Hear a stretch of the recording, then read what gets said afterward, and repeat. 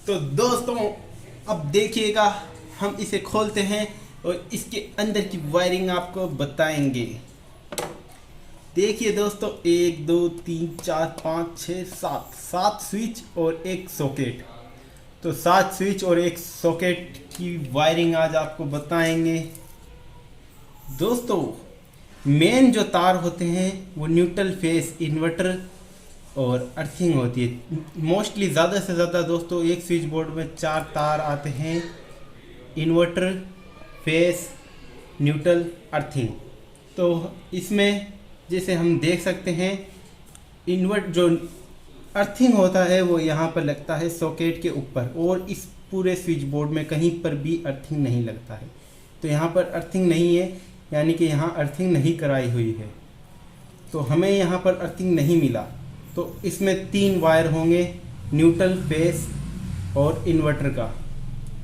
तो सबसे पहले ये देखिए, जो ये सॉकेट के एंड साइड में जो आता है ये होता है न्यूट्रल। ये देखिए इसमें करंट नहीं है, ये है न्यूट्रल। तो न्यूट्रल सॉकेट के एंड साइड में होता है, और पूरे स्विच बोर्ड में न्यूट्रल सिर्फ सॉकेट में होता है। पूरे आपको जितना भी कोई सा भी स्विच बोर्ड हो उसमें न्यूट्रल आपको सॉकेट के एक साइड में मिलेगा। अब इसमें अगर 2 सॉकेट होंगे तो यहाँ से वो लूप होके दूसरे सॉकेट के एक साइड में चला जाएगा, लेकिन रहेगा सिर्फ सॉकेट में। और जो अर्थिंग होता है वो सिर्फ सॉकेट के ये ऊपर वाले टर्मिनल में रहता है और कहीं पर भी नहीं रहता। तो आप समझ गए होंगे न्यूट्रल और अर्थिंग का काम। और जो फेस और इन्वर्टर का तार होता है वो जितने भी स्विच होते हैं सबके नीचे वाले टर्मिनल में होता है। ये देखिए जितने भी स्विच हैं इनके सबके नीचे वाले टर्मिनल में लूप होता है फेस वायर। अगर सिर्फ फेस हुआ, और अगर उसमें वो क्या बोलते हैं इन्वर्टर भी होगा, अगर इन्वर्टर और फेस दोनों एक स्विच बोर्ड में होंगे तो हमें जितने भी इन्वर्टर से करने हैं, जितने स्विच, उन सब में इन्वर्टर का तार डाल देंगे और बाकियों में फेस का तार डाल देंगे। यानी कि जितने भी हमें इन्वर्टर से लूप करने हैं उतने में इन्वर्टर का तार, और जितने फेस से लूप करने हैं उन सब में फेस का तार। तो अब देखिए हम आपको दिखाएंगे इसके पीछे की वायरिंग।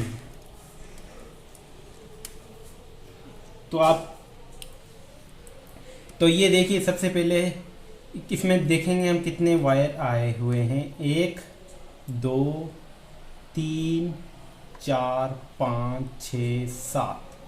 तो दोस्तों 7 वायर आए हैं, और इन 7 को मैं आज क्लियर करूंगा आपके सामने। तो इन 7 वायर को मैं क्लियर करूंगा। तो देखिए ये जो हमारा ये है, ये हमारा न्यूट्रल है, और न्यूट्रल सॉकेट की एक साइड में आता है, और इसमें अर्थिंग जैसा कि मैंने आपको बताया वो नहीं है। और इसके बाद ये देखिए, ये रेड जो वायर आया है नीचे से, ये स्विच के नीचे वाले टर्मिनल में आ गया, यानी कि ये हमारा फेस होएगा दोस्तों। ये देखिए आपको दिखाई नहीं दे रहा होगा, लेकिन ये फेस है दोस्तों।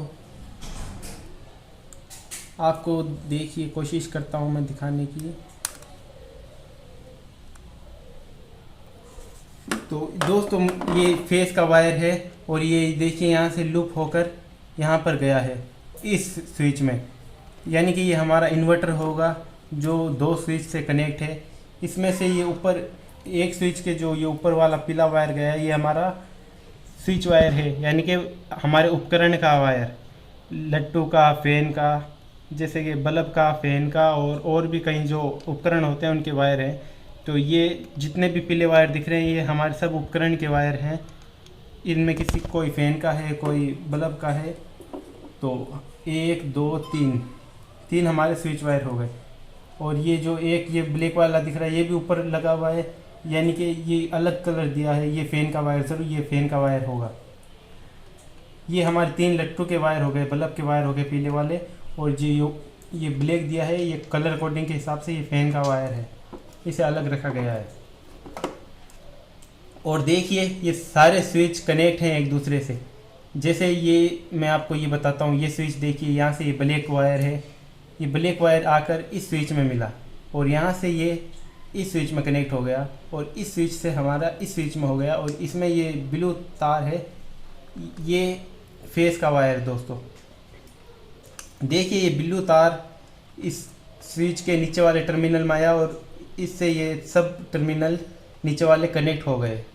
जितने भी हमारे स्विच के नीचे वाले टर्मिनल है सब में ये ब्लू तार की वजह से कनेक्ट हो गए, यानी कि हमारा फेस का वायर हो गया और ये हमारे इन्वर्टर का वायर हो गया। इन्वर्टर के वायर से 2 स्विच कनेक्ट हैं और फेस के वायर से हमारे 1 2 3 4 स्विच कनेक्ट हैं नीचे वाले टर्मिनल से। और जितने भी स्विच के ऊपर वाले टर्मिनल हैं सब में हमारे स्विच वायर हैं। एक बल्ब का एक तार, दूसरा तार ये फैन का तार और ये हमारे दूसरे बल्ब का तार।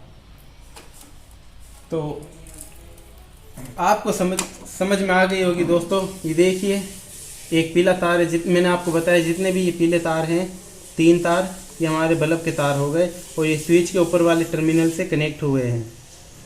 और ये एक ब्लैक तार है तो ये हमारा फैन का तार है। तो ये 4 तार क्लियर।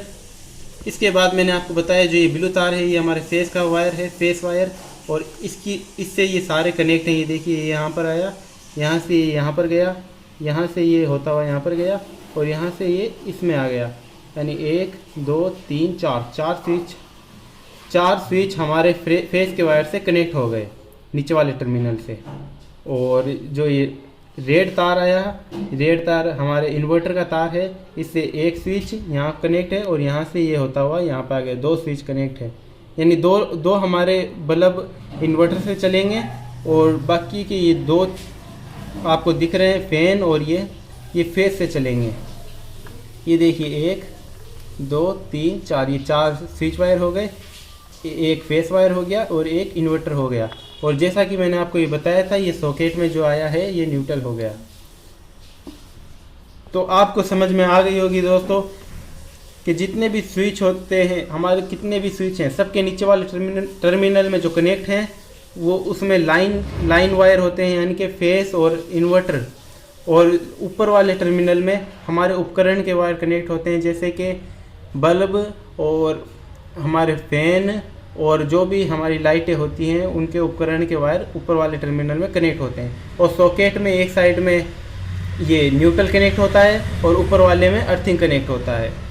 तो ये मोस्टली आप कोई से भी स्विच बोर्ड की वायरिंग देख लीजिए, सब में ऐसी ही वायरिंग आपको मिलेगी, इससे बिल्कुल भी अलग वायरिंग आपको नहीं मिलेगी दोस्तों। अगर आपको इतनी वायरिंग समझ में आ गई है तो आप कोई सी भी स्विच बोर्ड को खोलकर उसकी वायरिंग कर सकते हैं। उसमें कुछ भी अगर ख़राब हो गया स्विच सॉकेट तो आप उसे आराम से चेंज कर सकते हैं, सिर्फ आपको इतनी वायरिंग समझनी है। अगर आपको कुछ भी समझ में नहीं आया तो आप हमें कमेंट कर सकते हैं, हम कमेंट में आपको ज़रूर जवाब देंगे। तो चलिए मिलते हैं अगली वीडियो में, तब तक के लिए बाय बाय।